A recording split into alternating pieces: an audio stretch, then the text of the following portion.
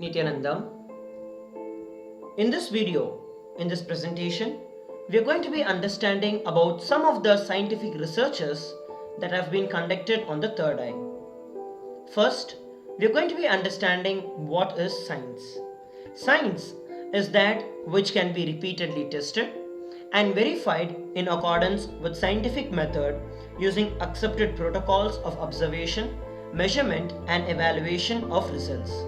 Where possible, they are tested under controlled conditions in an experiment. So the two major components of science is the ability to repeat again and again and to be able to reproduce the same results again and again.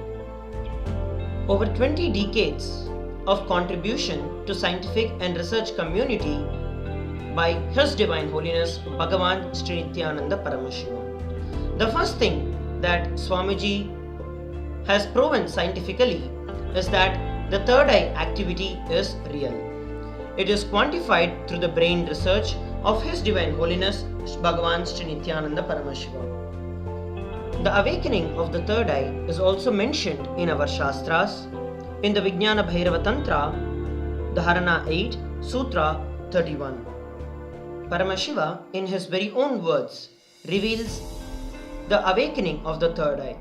The Sanskrit verse goes as Taya Purya Sumurdhantam Bhangtva Bhrukshepa Setuna Nirvikalpam Manakritva Sarvodhve Sarvagodgamaha. The translation of the verse goes as let the form be filled with the essence of life breath to the crown of the head. Cross the life breath by penetrating with one pointed attention at the bridge-like center of the eyebrow, which is the third eye. Let the mind be beyond the movement of thoughts. In that all-rising supreme state showers the light of all pervadingness. His Divine Holiness had the same experience where he was able to see the complete 360-degree vision on the coral hillock called the Pavar Kundra. It is the same rock on which Devi Parvati did tapas, penance and became enlightened. There has also been a research that has been conducted on Swamiji, and now we are going to look at the results of the neurological brain activity of Bhagavan Srinityananda Paramashiva. Now here we are looking at an imaging of the brain activity. The hypothesis of this experiment is functioning of the third eye is related to the brain activity. The study is measure and compare the metabolic cell activity of the brain in the conscious and the meditative, which is the open of third eye states. And the method that is adopted is positron emission tomography, also called as the PET scan. The results of the experiment came out to be astonishing. As you can see in the chart, during the conscious state, which is the waking state, the brain activity that was observed is that the activity of the frontal lobes heightened. The physician's observations were that the level of activity was much higher than any average human brain. During the deep meditation, 90% of the dominant hemisphere of the brain shut down. It is as if the brain has gone on a vacation. Same way, once again, during the deep meditation, the lower part of the mesial frontal areas lighted up in a significant way. It is the area that corresponds to the third eye, reveals the D spot. So the conclusion that came about the experiment is that the PET scan of His Divine Holiness Srinityananda Paramashivam proves the functioning of the third eye is unrelated to the brain activity. The next scientific research that was conducted was to measure the brain waves. The hypothesis was the different states of mind are uncontrollable. Study is where they measure and compare the electric patterns in the brain, commonly called as the brain waves, to detect 4 bandwidths of brain waves associated with different states of the mind. The method that was adopted was quantitative electroencephalography, commonly known as the QEEG scan. We are now looking at the results of measuring the brain waves. During the conscious state, which is the waking state, Swamiji is in complete control of the brain waves. During the deep meditation, there is a smooth transition between one state to another. The physician describes it as like a talented pianist playing the scales. The conclusion of the experiment was that His Divine Holiness Sri Nityananda Paramashivan's different states of the brain are controllable and Swamiji can move from one state to another state controllably. Here, we are now looking at the images of measuring the brain waves. As you can see, during the baseline, how the delta, the theta, the alpha and the gamma are, and during the state of deep meditation, how they are changing. The beta waves are small and fast, linked with awake, alert state of the mind. The alpha are the slower and larger and are connected to the well-being. Theta is close to the state of sleep and delta occurs in deep sleep states. Let us now hear an extract from Dr. Murali Krishna, who had conducted this experiment on Swamiji. And last year when we asked Swamiji to go through the trouble of subjected to scientific investigation, he very cheerfully agreed without one complaint. He went for 3 repeat sessions for PET scanning and 3 repeat sessions for quantitative EEG sessions. And these are really not very easy tests to go through. It requires a lot of patience and a lot of willingness to do that. So we did that. And Dr. Pam Ferdusi, is she here?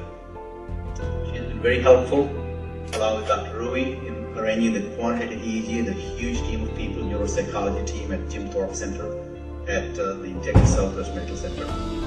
And they have found some wonderful things for us. And I'll show some of the pictures. I don't want to complicate too much. I want to give some simple things that you can take home. First, about the PET scan physiology, the functional part of the brain. It shows the frontal lobes getting more active. The frontal lobe is where we have judgment, wisdom, reasoning. If somebody doesn't have frontal lobes, you can really write them off. There's not much life left without frontal lobes. Unfortunately, some of them are driving cars.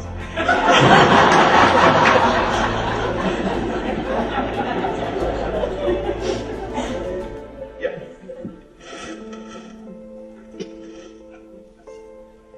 So I define a mystic as someone who believes in the existence of realities beyond human comprehension. In that sense, Albert Einstein was a mystic. He was a little clerk in a patent office, and he visualized how life would be if he sits at the front of the light beam and travels along with the light beam and discovered the theory of relativity, which has transformed mankind forever. He was a mystic. He's somebody that believed in the existence of realities beyond normal human comprehension for an average human being.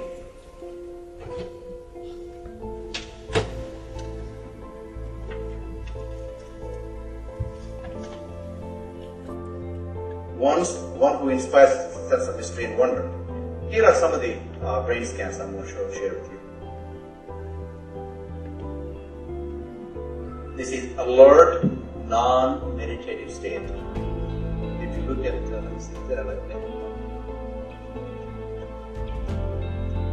if you look at the top, it's not very active, not very red and yellow. Yellow and red being the most active in front. Not alert, the back where you were seeing visual cortex is alert. So as I was talking, where you see that is active in the back. That's the front, that's left, and that's right.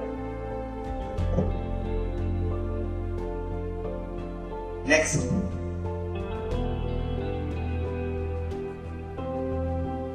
This is the first one, okay? The second one is 30 minutes into 30 minutes meditation. Look at the frontal lobes, how they light it up. They light it up big time. It's almost like it's got extra, so much energy going in there. It's very clear cut indication. From the previous picture, I'll show you again, previous picture. See how it is? And how the next one is. Okay. You see that? That's in the 30 minutes of deep meditation. Next, 60 minutes of deep meditation. See how one side quietens down, and the other side remains very active. 60 minutes of deep meditation. There is something else happening right here in the middle. Right in the middle. Right here, in the frontal area. In the middle, it's called mesial frontal area. And here is a deep, deep level of meditation where it lights up significantly right here. Right in the middle. Probably 1.5 inches, 2 inches deeper. It's called mesial frontal area where both front lobes come and join together like that. Right here. What's interesting was Swami was inside, and that's the last part of that one. See that light right here? Lighting up right here in this area. So what's interesting is I've never seen that before in my life. So the other parts I've seen may not be to the extent that Swami showed. But this is something interesting. There is something called dopamine, which is a chemical our brain involves. Dopamine is produced mostly in this area. And when you have any pleasurable feeling in your body, it is mediated through dopamine. It's a neuroreceptor. It's a chemical that transmits messages of pleasure. Basically evokes pleasure. If you eat gourmet food, it is dopamine that tells you it's gourmet food. If you have no dopamine, you may eat gourmet food, but think how it looks like part of the cooking. Same thing is with visual pleasures you have. Beautiful people, beautiful sceneries, nature, whatever gives you pleasure. It's mediated through dopamine. Incidentally, alcohol and chemicals mediate through dopamine. And everything that human beings experience involves dopamine. But what's interesting is that you and I have the potential to create our own dopamine in a big way. So I named it, for lack of a word in the past, the D spot, which is the dopamine spot. So we just heard about how the third eye activity is real, and now we're going to understand the next subject. The third eye is a science. The same brain activity is reproduced in those beings who are awakened by His Divine Holiness Bhagavan Sri Nityananda Paramashivam. Here we are looking at a scientific research that confirms the same brain activity in the initiated disciples. The aspect that is measured is the electrophysiological part of you, and the methodology that is used is electroencephalogram, quantitative electroencephalography, and electrocardiography. The results and observations are that the spiritual healers are able to change brain activity of the subjects without touching. The brain activity of the subjects matches that when touched by Bhagavan Sri Nityananda Paramashivam. Here is another type of research that is conducted based on the neurology. The controls were 5 balasans who are from the Nityananda Gurukul and initiated by Swamiji into third eye, and 5 ordinary children of the same age. The tests that were conducted were visual evoked potential, which is VEP, electroencephalogram, which is EEG, and functional magnetic resonance imaging, which is fMRI. This research was conducted in the Apollo Hospital in Ahmedabad, India, under the supervision of Dr. Peter Bloomfield, Faculty of University of California, Los Angeles. Here we are looking at the results of the VEP. You can see that the subject, the balasant and the children, where the baseline, the eyes are open, the vision is there, and the VEP measurement is indicating the normal tract activity. Same way, during the blindfold that was put, which is basically a blindfold, at that time the balasants had the vision and the VEP measurement had no tract activity. Whereas for the normal children, when the blindfold was put, they did not have vision and the tract activity was normal. The third is when the balasant and the children were put on the surgical eye patches. For the balasants, the vision was there and there was no tract activity. Whereas for the normal children, there was no vision and the tract activity was normal. From this, the conclusion is that the VEP shows that the initiated disciples see using the third eye, and no normal activity is observed in the normal two eyes visual tract. Here we are looking at the second phase of the results, where again the adolescents and the children, where the baseline the eyes are open and the vision is there, and the VEP measurement for both is the normal brain activity. When the adolescent is having the mindfold and the eye patch that is put, the vision is there where zero thoughts are experienced, and the VEP measurement goes as the alpha waves is 8 to 12 hertz, which commonly happens when people have their eyes closed. At the same time, very distinct high amplitude, high beta jigsaw pattern range of 22 to 25 hertz, which proves thoughtlessness. Whereas the children, the normal children, when they put on the blindfold and the eye patch, they did not have the vision. The alpha waves were completely normal at 8 to 12 hertz, and this is the normal condition when the eyes are closed. The conclusion from this phase shows that the initiated disciples mirror the zero thought state of His Divine Holiness Bhagavan Sri Nityananda Paramashivam. Here we are looking at the third phase of the VEP scan, which says about the minimal brain activity. Again, the standard conditions when both the adolescents and the normal children are having their eyes closed, they have the vision, as well as the VEP measurement is normal brain activity.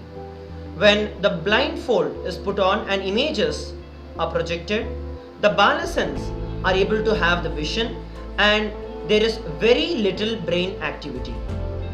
Whereas the normal children, when the blindfold is put on and the images are shown, there is no vision. The midbrain and the occipital area of the brain, which is the part which is the sign of anxiety, is awakened. The second step is where the adolescents and the children are put on the mindfold, which is the blindfold, and images and lights are flashing. The adolescents have the vision, and again there is very little brain activity. Whereas for the children, the normal children, there is no vision, and the midbrain and the occipital area are awakened, which shows a sign of anxiety. So the conclusion is that the VEP confirms that the initiated disciples have no brain activity when reading through the third eye. The two eyes are not used when blindfolded and reading through the third eye. The next is the powerful effects of the third eye awakening. The third eye science is the possibility for the global problems of the society. It is quantified through observations of people initiated by the disciples of Bhagavan Sri Nityananda Paramashivam. In the first phase, we saw about the Shastra. The second phase, we saw about Swamiji's own experience. In the third phase, we saw in the disciples who are initiated by Swamiji. And now we're looking at the fourth phase, where disciples of Swamiji are initiating common men, and they also experience the same awakening.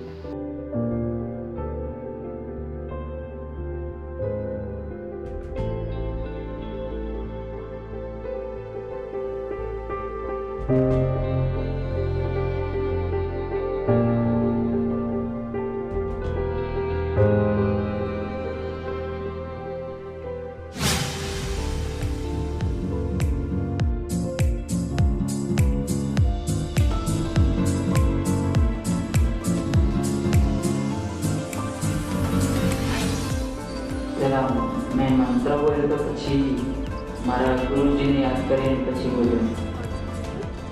ક્યાં દેખાયું આ શબ્દ ક્યાં દેખાયું? થોડા એ મને કઈ જગ્યાએ? થોડાયેલા આંખોની બંને ઉપર કપાળમાં હોય છે.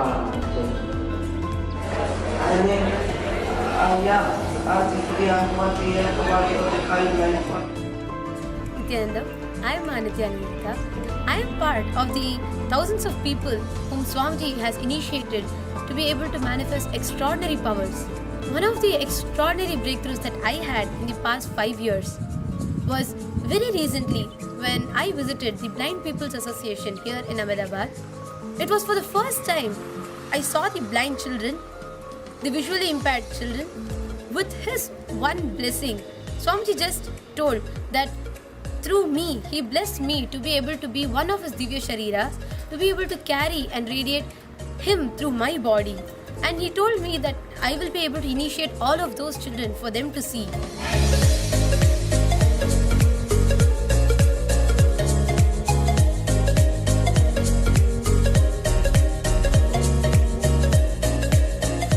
The Blind People Association, especially today in morning sessions.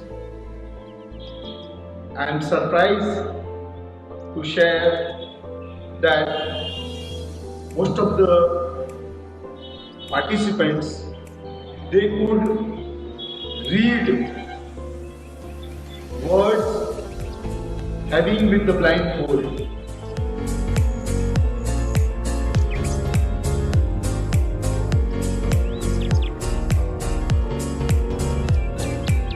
P-O-E-E-K. So P-O-W-E-R, and we see R as K. Wow, beautiful. Beautiful. Excellent. Very nice. Yes, so I want to just show this piece of paper, and that's exactly what is written. These are the various researches that are conducted on the third eye and prove that the third eye awakening is a science. There are a lot more scientific researches in progress and will soon be presented to the whole world.